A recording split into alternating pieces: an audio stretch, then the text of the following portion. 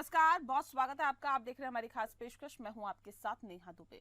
बात होगी महाराष्ट्र की। जी हां, महाराष्ट्र के पुणे में एक ऐसा मामला सामने आया जिसने सियासी तूफान खड़ा कर दिया है। महाराष्ट्र के पुणे में स्वारगेट बस डिपो में खड़ी महाराष्ट्र राज्य सड़क परिवहन निगम यानी MSRTC की बस के अंदर एक महिला के साथ कथित तौर पर रेप किए जाने की घटना पर प्रदेश की सियासत तेज हो गई है।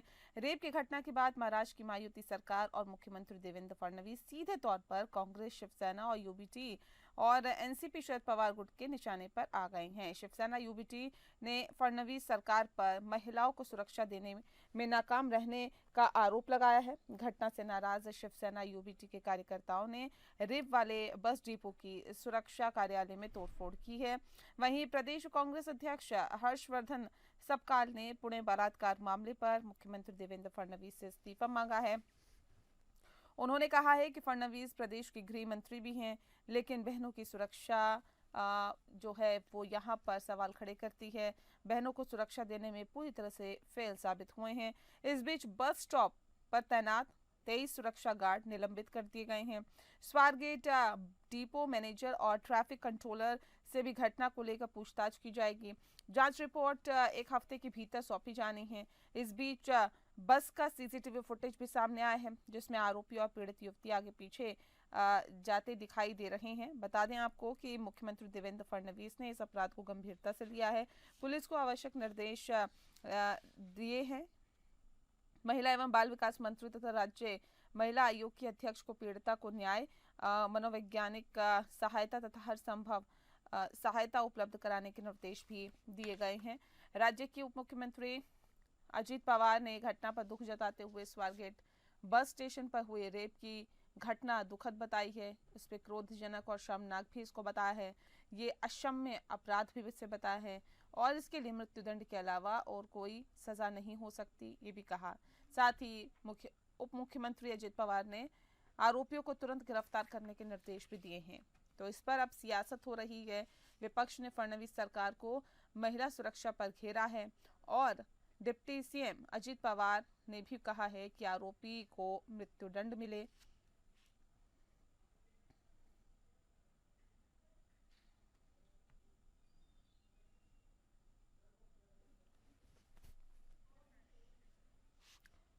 तो बता दें आपको कि महाराष्ट्र के पुणे का ये पूरा मामला है। स्वारगेट बस डिपो में खड़ी महाराष्ट्र सड़क परिवहन निगम की बस के अंदर एक महिला के साथ कथित तौर पर रेप किया जाने का मामला सामने आया है।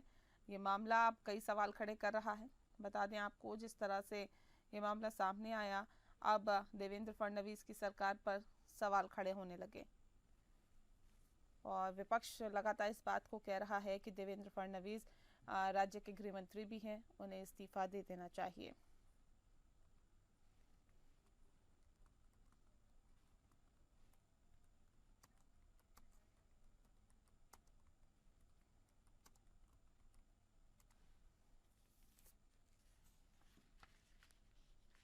और इस विषय पे तफसील से चर्चा करेंगे। खास मेहमान हमारे साथ मौजूद हैं, उनसे आपका परिचय करा देते हैं। इस वक्त हमारे साथ आलोक वत्स जी हैं, नेता हैं बीजेपी के। स्वागत है आपका। हमारे साथ इस वक्त संजय द्विवेदी जी जुड़ गए हैं, नेता हैं शिवसेना यूबीटी ग्रुप के। आपका बहुत स्वागत है। और रतन तिवारी जी हमारे साथ जुड़ गए हैं, नेता हैं कांग्रेस के। आपका भी बहुत बहुत स्वागत है। इस खास कार्यक्रम की शुरुआत आलोक वत्स जी आपके साथ करते हैं। सर, ये जो मामला सामने आया महाराष्ट्र के पुणे के स्वारगेट बस डिपो में खड़ी जो महाराष्ट्र राज्य सड़क परिवहन निगम की बस थी, उसके अंदर रेप हो जाता है, सवाल नहीं खड़े होंगे क्या? नेहा जी, ये अचंभित कर देने वाले इंसिडेंट्स हैं कि मनुष्य की हमारी मानसिकता कितनी विकृत हो गई है और किस लेवल पे हम चले आए हैं। हम बंधन युग से शुरू हुए थे, मुझे लगता है अब हम बंधन युग की तरफ ही लौटने की कवायद कर रहे हैं। ये सिर्फ हिंदुस्तान में पुणे का मामला नहीं है, आए दिन ऐसी खबरें विभिन्न राज्यों से मिलती हैं। ये तो 26 साल की युवती थी, यहाँ तो 3-3, 4-4 साल की बच्चियों के साथ इस तरीके का मानसिक विकृत आदमी द्वारा जो किया जा रहा है वो सुनने को मिलता है। निश्चित तौर पर ये बहुत ही दर्दनाक और बहुत ही असहनीय घटना है और जिस तरीके से वहां पर संज्ञान ले लिया गया है। 8 टीमें बना दी गई हैं और आइडेंटिफाई कर लिया गया है तो दत्तात्रेय नामक आदमी को, जो 36 साल का बताया जा रहा है। अब बताइए, अब अगर बच्चियां अगर स्टेशन पर, रेलवे बस स्टैंड पर स्कूटी ये 3 व्हीलर पकड़ने में अगर सेफ नहीं, ये तो बहुत ही मानवता के लिए कलंकित बात है। कहाँ तक सर, तो आपको बताना होगा ना कि ये क्यों कलंकित है इतना ज्यादा। अगर महाराष्ट्र के पुणे में ये मामला सामने आ रहा है, विपक्ष कह रहा है कि ये तो सरकार को इस्तीफा दे देना चाहिए, ये तो लॉ एंड ऑर्डर बिल्कुल कंट्रोल नहीं कर पा रही है सरकार। ये तो एक कवायद चल गई है कि इस्तीफा मांगने की और राजनीति करने की इन विषयों पर। मैं जरा उससे हटकर बात करना चाहता हूँ, सभी राजनीतिक दलों से अपील करना चाहता हूँ कि ऐसे मसलों पर राजनीतिक न करके इस विकृत मानसिकता को कैसे दूर किया जा सके, इस पर सोचने की जरूरत है। अगर इस तरीके से रेजिग्नेशन होते रहे तो मैं समझता हूँ कोई भी सरकार 10 दिन नहीं चल पाई। संजय त्रिवेदी जी, जवाब दीजिए। कह रहे राजनीति कर रहे हैं आप लोग, राजनीति करनी चाहिए क्या इतने संवेदनशील विषय पर? अशोक बस जी, नेहा जी, अशोक बस जी को महाविकास अघाड़ी सरकार चल रही थी, वहां पहुंचना चाहिए कायदे से पहले। सुशांत सिंह राजपूत केस हुआ, संजय राठौर इनके मंत्री हैं, उनके ऊपर बलात्कार का इल्जाम लगाने वाली इनकी अपनी महिला विंग थी और माननीय मुख्यमंत्री उस समय के थे उद्धव ठाकरे जी, उन्होंने उनको इस्तीफा दे दिया था उनसे और उन्होंने उनको बना दिया। इन्होंने संजय राठौर को मंत्री बना दिया। असल नेहा जी ये हो गई है कि इनका चार्ज चेहरा समझ में नहीं आता, करने वाला चेहरा इनका बन गया है कि क्या बात कर रहे हैं, अभी क्या बात कर रहे हैं। जब महाविकास अघाड़ी सरकार थी तो आप भी डिबेट में रहती थी, क्या क्या आरोप लगाते थे, ये सरकार है, ये है भ्रष्टाचार है, और जितने भ्रष्टाचारी थे वो दूसरी सरकार में वो सब इनके महानायक बन गए। अजीत दादा पवार जिनको चक्की मिलवा रहे थे, आज गृह मंत्री अजीत पवार तो भी कह रहे हैं मृत्युदंड मिलना चाहिए, कह रहे हैं इस तरह के जो मामले हैं बिल्कुल भी सहन करने वाले नहीं है, ये तो मृत्युदंड मिलना चाहिए। उन्होंने तो कहा है इस बात को, आरोपियों को तुरंत गिरफ्तार करने के निर्देश दिए हैं। तुम यही चीज तो कहाँ भूल जाते हैं, जब जिनकी सरकार नहीं होती है प्रदेश में तो क्या क्या आरोप लगाते हैं ये बात करते हैं। आज बिल्कुल बगुला खड़े बन गए, हम तो वो तो पूरी जगह यहाँ हो गया तो गृह मंत्री कर क्या रहे हैं, माने मुख्यमंत्री इनके पास गृह विभाग है वो क्या महाविकास अघाड़ी से ज्यादा हत्याएं और बलात्कार इनके राज्य में इस समय हो रहे हैं। कौन जिम्मेदार इसका है? और एकनाथ शिंदे जो मुख्यमंत्री से पिछले थे 24 दिसंबर 2024 को उन्होंने घोषणा की थी कि हम ये चीजें देंगे, क्यों थाली भोजन देंगे, तमाम आरोप थी, वो कहां चली गई? आज अगर बलात्कार हो रहे हैं, हत्याएं हो रही है प्रदेश में, तो जिम्मेदारी किसकी है? तो अगर हम इस्तीफा मांग रहे हैं तो गलती क्यों कर रहे हैं भाई? आप ऑर्डर कंट्रोल नहीं हो पा रहा, ठीक है, और आप ऑर्डर कंट्रोल नहीं हो रहा है तो ऐसे आदमी जवाब दीजिए। फिर मैं रतन जी का रुख करती हूँ। ये कह रहे हैं कि पहले की स्थिति में चली जाइए थोड़ी सी, अगर आप पुराने टाइम पे जाएंगे, ज्यादा पुराना जाने की जरूरत नहीं है, उद्धव ठाकरे की सरकार में जाएंगे तब आप भी छोटी छोटी चीजों के लिए तो आप लोग इस्तीफा मांगते थे। अब इतना बड़ा घटना घट जाती है और हम कह रहे इस्तीफा दे, तो ये राजनीति है क्या? देखिए, शुद्ध राजनीति हो रहा है और कुछ नहीं हो रहा है। संवेदनशील मसले पर एकजुट होकर पहले उस कल्प्रेट को पकड़ने की कवायद होनी चाहिए, जो हम कर रहे हैं त्वरित ढंग से, और मुझे लगता है आज शाम से कल सुबह तक वो पकड़ा जाएगा और उसके साथ जो भी उचित न्याय संहिता होगी उसके तहत उसको दंड भी मिलेगा। लेकिन इस पर जो ये राजनीतिक दल इस्तीफे मांगने की बात कर रहे हैं और ये जो इस पर राजनीति कर रहे हैं वो नहीं होनी चाहिए। ठीक है रतन तिवारी जी, मैं आ रही हूँ सर, आ मैं आती हूँ। राजनीति नहीं कर रहे थे, बिहार में एफआईआर दर्ज कराई, सीबीआई जांच कराई, उसके उठा के 3 बार निकला कि डिबेट में क्या क्या आरोप लगाते थे भैया कि इनका नाम है, इन्वेस्टमेंट इनका नाम है, तो वो क्या था? बजरंग बली नहीं, हनुमान चालीसा संभावित नामों को बताने में कोई गलती, हनुमान चालीसा होती थी। आप सुशांत सिंह राजपूत के तमाम केस में बता दो, बाबा वाला केस था, 24 घंटे में 200 आदमी गिरफ्तार हो गए थे, जिसमें आपकी भारतीय जनता पार्टी के नेता शामिल थे। आप आज तक उसकी वर्णन करते हैं। तब उद्धव ठाकरे सरकार थी तो उनकी हत्या कर दी गई, सासू हत्या कर दी गई। ठीक है संजय जी, मैं आ रही हूँ। आलोक जी 10 सेकंड में अपना जवाब देंगे, फिर मैं रतन जी का रुख कर लेती हूँ जल्दी से। आलोक जी, मैंने कहा ना, अगर कोई असंभावित नाम है तो उसके ऊपर इंगित करने में कुछ, लेकिन न्यायालय तो पूरी न्याय करेगा ना। हम तो सिर्फ उंगली उठा रहे थे कि शायद इनका भी नाम हो सकता है, और जिस तरीके से उस पर सारी कवायद हुई है वो भी पूरी दुनिया ने देखा है। तो संभावित नामों को उजागर करने में तो कोई दिक्कत नहीं है। हम ये थोड़ी कह रहे हैं कि ये हो सकता है, ये थे इसमें आपका नाम है, मैं नाम उजागर कर रहा हूँ। ठीक है, नाम है तो उस पर न्यायालय तय करेगा कि हम उसमें थे या नहीं थे। ठीक है रतन तिवारी जी, मैं रुख आपका कर लेती हूँ। देखिए तो कह रहे राजनीति कर रही है विपक्षी पार्टियां, राजनीति नहीं करनी चाहिए, मामला संवेदनशील है, इस पूरे मसले पर जांच हो रही है, सरकार काफी ज्यादा संवेदनशील है इस पूरे मसले पर। आप लोगों को नहीं लगता है कि इस पे राजनीति करने से बचना चाहिए? जी, महाराष्ट्र में जो राम राज्य का सपना दिखाया गया था, वो राम राज्य का सपना चकनाचूर हो गया है। मैं इसी चैनल पे इनकी ही बात करता हूँ, भाजपा के लोगों की।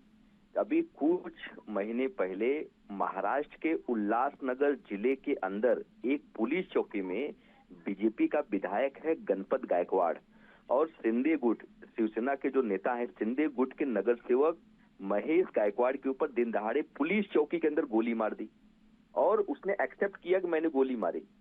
उसके बाद मुंबई के दहिसर के अंदर शिवसेना के उद्धव गुट के नगर सेवक अभिषेक घोसालकर के ऊपर दिन दहाड़े गोली मारकर हत्या कर दी जाती है। अभी पुणे में एक बच्ची के साथ बस में बलात्कार कर दिया जाता है। और पालघर में जो साधु की बात करते हैं, जब साधुओं के साथ जो भी जघन्य अपराध हुआ, उनकी हत्या की गई, उस समय पालघर के पालक मंत्री, इनके जो उप मुख्यमंत्री हैं एकनाथ शिंदे हुआ करते थे। तो यह लोग झूठ भी बोलते हैं, अपने करतूत के ऊपर व्हाइटनर डाल के उसे साफ करने में माहिर है। नेहा जी, आपको भी पता है, यही लोग जिसके ऊपर आरोप लगाते हैं अपने पार्टी में लेके उन्हें ईमानदारी का प्रमाण पत्र देते हैं। तो कहीं ना कहीं महाराष्ट्र जो है राम राज्य के रास्ते से भटक चुका है, एक अलग रास्ते पे चल रहा है। और हम बार बार महाराष्ट्र की जनता से गुहार करते हैं, यह चोर चोर मौसेरे भाई की तरह हैं।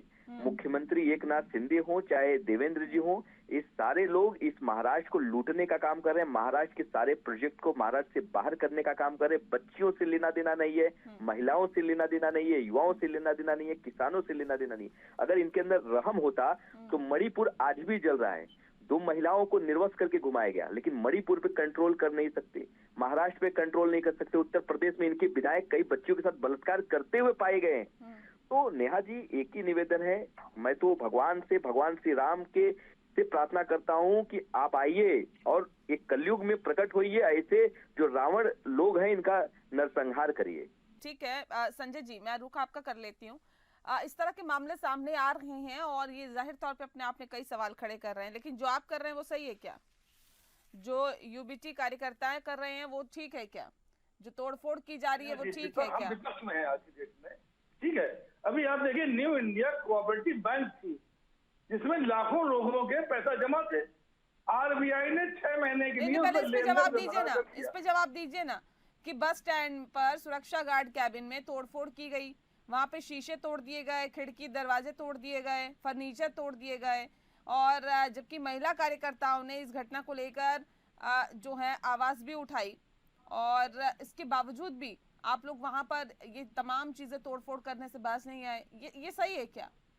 देखिए नेहा जी, मैं एक बात कह दूं आपसे, हमारे गांधी जी ने शुरू किया था आंदोलन अपनी मांगों का मनवाने, लेकिन उसमें ये नहीं था, तोड़फोड़ नहीं थी उसमें।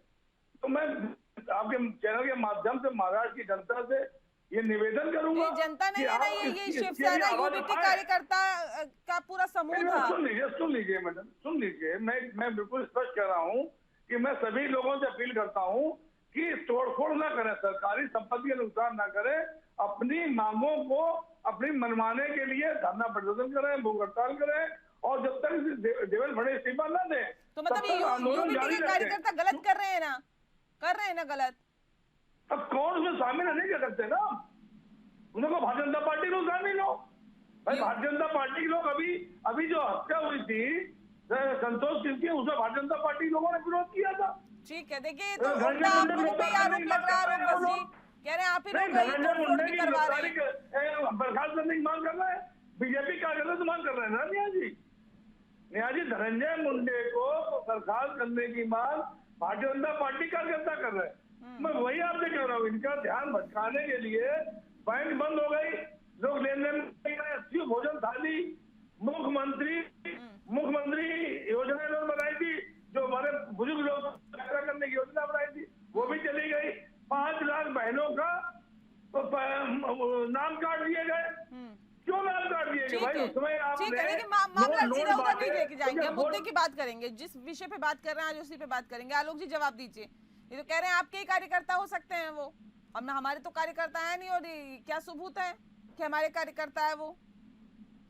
देखिए यही तो विडंबना है, आदमी नेशनल चैनल पर भी इतनी साफगोई से झूठ बोल रहा है। आप देखिए कि जो वहाँ सिक्योरिटी के दफ्तर में जो तोड़फोड़ की गई है उसकी खुद ही ये भर्त्सना कर रहे थे, और ये इन्हीं के लोग थे जो कर रहे थे। साफ टेलीविजन चैनलों में जो पिक्चर कैप्चर हुई है उसमें इनके लोग नजर आ रहे हैं। ठीक है, विरोध कीजिए, लेकिन विरोध करने का तरीका भी होना चाहिए, लोकतांत्रिक ढंग से कीजिए। आप जितना विरोध करना ही कीजिए, ठीक है, ये आपके बस की चीज है, और ये लोकतांत्रिक अधिकार भी है कि आदमी इन चीजों पर धरना प्रदर्शन करता है। लेकिन ये सरकारी चीजों का तोड़ फोड़ करना, ये कहाँ तक जाएगा? बिल्कुल इसकी बात कर रहा हूँ कि ऐसी राजनीति गंदी ना करें। आप कीजिए विरोध, जब तक हम उसके कल्प्रिट को नहीं पकड़ लेते हैं, ये अच्छी बात है, करना भी चाहिए। लेकिन आप बात को घुमा के कहाँ से कहाँ ले गए। एक 26 वर्षीय महिला के साथ वहाँ पे MSRTC के डिपो में रेप हुआ, उस पर फोकस करने की जरूरत है बजाय कि और चीजों को गिनाने की। अगर हम इतने ही बुरे थे तो महाराष्ट्र की जनता ने इतनी प्रचंड बहुमत से हमको क्यों लौटाया? इसका मतलब नहीं, प्रचंड बहुमत से लौटाने का मतलब ये कि जिम्मेदारी आप लोगों की और बढ़ जाती है सर। और रतन जी बढ़ जाती है, हम उसके तहत जो भी कार्रवाई होगा वो त्वरित कर रहे हैं। ठीक है, 24 घंटे, ठीक है, मैं रतन जी का रवाना कर दी गई है। हाँ रतन जी, क्यों आप लोगों को ऐसा लगता है देवेंद्र फडणवीस को इस्तीफा दे देना चाहिए, नहीं संभाल पा रहे हैं? देखिए, देवेंद्र जी से इस्तीफा इसलिए मांगा जा रहा है कि ये विपक्ष का एक नैतिक अधिकार होता है, संवैधानिक ढांचा होता है। हमसे भी गलतियां अगर कहीं हुई है तो ये डायरेक्ट इस्तीफा मांगते हैं, और हमारे मंत्रियों ने इस्तीफा दिया है। नेहा जी, आपको भी पता होगा 2014 तक हम सत्ता में रहे केंद्र में, जब जब हमारे मंत्रियों के ऊपर आरोप लगे हमने उनका इस्तीफा लिया और उनको जेल में डालने का काम किया। कलमाड़ी के ऊपर इन्होंने इस्तीफा का दबाव बनाया, हमने इस्तीफा लिया। और हमारे एक नेता थे पवन बंसल, उनके ऊपर थोड़ा सा आरोप लगा था जो बाद में वो उनको क्लीन चिट दे दी गई थी, लेकिन हमने इस्तीफा लिया था। तो महाराष्ट्र अगर देवेंद्र जी से नहीं संभल रहा है, लगातार ऐसी घटनाएं सामने आ रही हैं, तो उनको मुख्यमंत्री और गृह मंत्री पद से इस्तीफा दे देना चाहिए, क्योंकि गृह मंत्री खाता उनके पास है। और सारे जिम्मेदारी वाले पद लेके अगर इस तरीके से हत्याकांड होगा, बलात्कार होगा, गुंडागर्दी होगी, फर्जी इनकाउंटर होंगे। एक बदलापुर में अक्षय शिंदे के ऊपर भी इनकाउंटर हुआ था, गोलीबारी हुई थी। तो महाराष्ट्र में लगातार ऐसी घटनाएं देखने को मिल रही है, हर महीने देखने को मिल रही है। लेकिन ये मामले जब सामने आते हैं कोलकाता में, तब आप ममता बनर्जी का इस्तीफा नहीं मांगते हैं? बिल्कुल मांग रहे हैं, हम तो बोल रहे हैं कि जहाँ जहाँ ऐसी घटनाएं हो रही है, हम तो अभी भी बोल रहे हैं, आपके चैनल के माध्यम से बोल रहे हैं कि अगर ममता जी, अगर आपसे बंगाल नहीं संभल रहा है तो इस्तीफा दे दीजिए। हम तो आज भी कह रहे हैं, और हमारा स्टैंड क्लियर है इस देश के लिए, इस देश की जनता के लिए। हम हमेशा लड़ाई लड़ते हैं, चाहे वो ममता जी हो, चाहे केजरीवाल जी हो, चाहे कोई भी हो। हम सिस्टम से समझौता नहीं करेंगे। ठीक है, ऐसा है क्या आलोक जी? नहीं संभल रहा क्या देवेंद्र फडणवीस अपना राज्य? देवेंद्र फडणवीस के अंदर वहाँ की जनता में, लोकतंत्र में जनता सर्वोपरि होता है। ये इतनी बड़ी बड़ी बातें कर रहे हैं, और कहाँ जा रही है इनकी पार्टी? हर जगह 0/0 पे चले जा रहे हैं।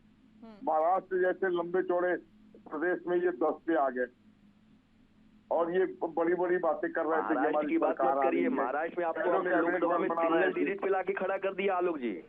मैंने कहा ना इसलिए महाराष्ट्र में सिंगल जनता डिजिट में पे तो लोकसभा ये में दुख खड़ा हो कर रहा है। दिया। कुछ दिन के इस बाद समय ये आपने रीजनल पार्टी के लाडली सामने बहन का हाथ जो जोड़ के झंझोरा खड़े हो दिया जाते है हैं, उसमें देश लोग आता है गुमराह के हो नाम। गए। कुछ सीट दे दे भाई हमें भी इस स्टेट में लड़ने के लिए। अब बीजेपी प्रचंड बहुमत से वहाँ सरकार बनाती चली जा रही है।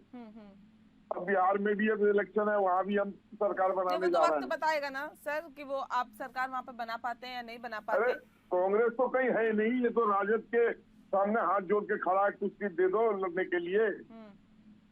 ठीक है, इनकी अपनी औकात नहीं है कुछ भी। ठीक है रतन जी, ये तो कह रहे हैं ना 3 में हो ना 13 में हो, ऐसे इस्तीफे मांग मांग के ही आपको लगता है कि राजनीति चमका ली जाएगी। इनसे पूछिए, अभी बिहार में इनके साथ खेला होने वाला है। नीतीश कुमार जी अपनी आंख इनको दिखा रहे हैं। चलिए, कि बिहार अपनी औकात में रहिए, हद में रहिए। बिहार में क्या होगा सर वो वक्त बताएगा। बहरहाल बहुत शुक्रिया, बहुत शुक्रिया सर आप सभी मेहमानों का हमारे साथ इस खास चर्चा में शामिल होने के लिए। खास पेशकश में फिलहाल के लिए इतना ही, मुझे दीजिए इजाजत, नमस्कार।